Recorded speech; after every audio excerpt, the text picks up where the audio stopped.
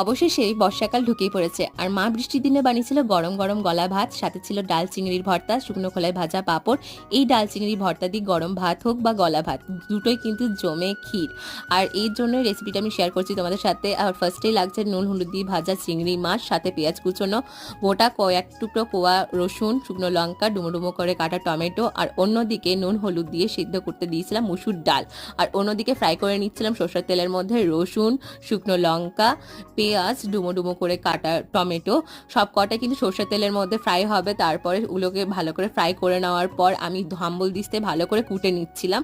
সেই কোটা যে পেস্টটা হবে এটার মধ্যে কিন্তু চিংড়িও দিয়ে দেবো। আর চিংড়িটা দেওয়ার পর একসাথে যে কুটবো তারপরে সেটা কিন্তু আমি ডালের সাথে মিক্স করব। ডালের মধ্যে কোনো রকমের জল ছিল না, আর নুন দিয়ে দিয়েছিলাম। আর এই যে ভাজার তেলটা, এটারই আসবে আসল টেস্ট। আর এটা দেওয়ার পর ভালো করে মিক্স করে নিয়েছিলাম।